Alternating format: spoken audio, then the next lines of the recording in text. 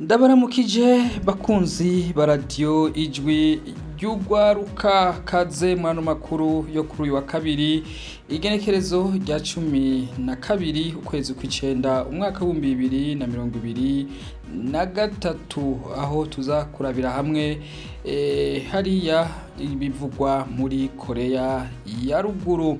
Hama tuza kugaruka no ku makuru yavuzwe ku itariki 9 kwezi kw'icenda umwaka wa 2023 aho tuza kurabira hamwe ibivugwa muri Maroc, muri Syria, Sudani no muri Ukraine.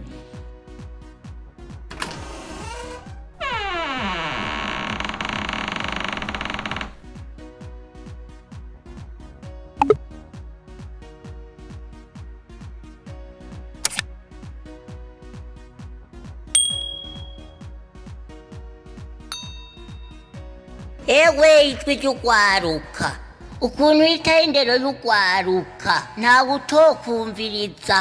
Ndakunda cyane ibiganiro vya Wavrep ijwi ry'ugwaruka FM.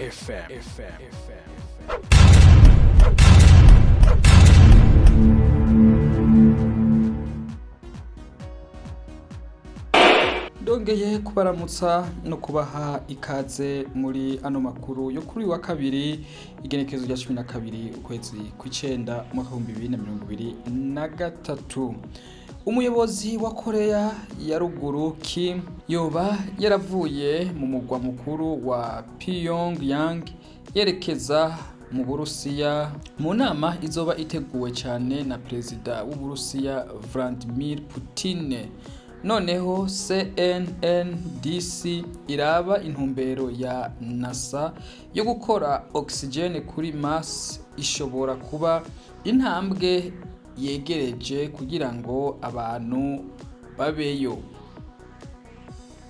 Noneho abakozi b'imodoka bagera ku bihumbi 150 bo muri Amerika barashobora kwitegura imigumuko muri yindwi. Mu makuru yo kuva ku itariki 9 ukwezi kw'icenda umwaka wa 2023 turababwira uko byifashe muri Maroc, Syria, Sudani no muri Ukraine. Reka tuyahere muri Maroc. Abantu barenga ibihumbi 2500 bahasize ubuzima naho abagera ku bihumbi 2500 barakomereka nyuma y'umunsi wa gatanu Maroc ihuye n'umutingito. Abahuye cyane no mutingito nababa mu ntara za Al-Haouz na Taroudat. Guhagarika ibarabara byatumye bigora gukora ibikorwa byo gushakisha no gutabara abantu benshi kubera ubwoba bw'umutingito bahungiye hanze.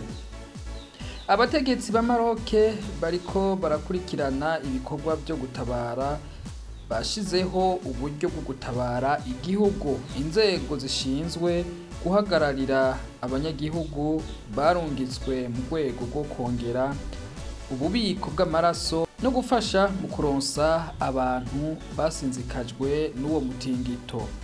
Mu byo babaronsa harimo amazi, ibifungurwa, amahema n'ibirengeti. Imigwi ijejwe gutabara imbabare ya Maroc ikomeje kwitabira mu gutanga ubufasha bwo gufasha gutwara abakomeretse mu bitaro. Reka tugaruke muri Syria aho imigwano ikomeje harimwo no kurasa mu majaruguru y'uburengerazuba bwa Syria. Syria yimuye imiryango igera ku bihumbi 5,300 ni ukuvuga abantu barenga 26,500 hagati y'itariki 1 n'itariki 9 z'ukwezi kw'icenda. Imigwano yabereye mu majaruguru y'uburasirazuba bwa Aleppo cyane cyane mu bisagara bito bito yatumye imiryango igera ku bihumbi 4,600 iva mu ngo zabo. Hari amakuru avuga ko hari abantu benshi mu nkambi no mu bisagara imiryango imwe imwe yifashisha kuryama hanze. Amakuru aturuka muri ako gace avuga ko kugeza ku itariki 9 z'uku kw'icenda abantu 5 bishwe abandi 22 barimwo abana 11 bakomeretse. Imigwano ikaba yatangiye kuva ku itariki 27 z'ukwezi k'umunani, bivugwa ko yahitanye abantu 39 abandi 96 barakomereka. Imiryango irenga ibihumbi 6,700 yarimuwe. Muri Sudani, umuhuza bikorwa w'ubutabazi muri Sudani kuri Twitter yarateye ivyatsi ibitero simusiga vyimonogoje mu turere twa Khartoum vyahitanye kandi bikomeretsa abantu benshi ku isoko. Reka ano makuru yacu tuyarangirize muri Ukraine. Muri Ukraine, igitero cyo kuwa gatandatu cahitanye abakoranabushake 2 gikomeretsa abandi 2 mu karere ka Donetsk.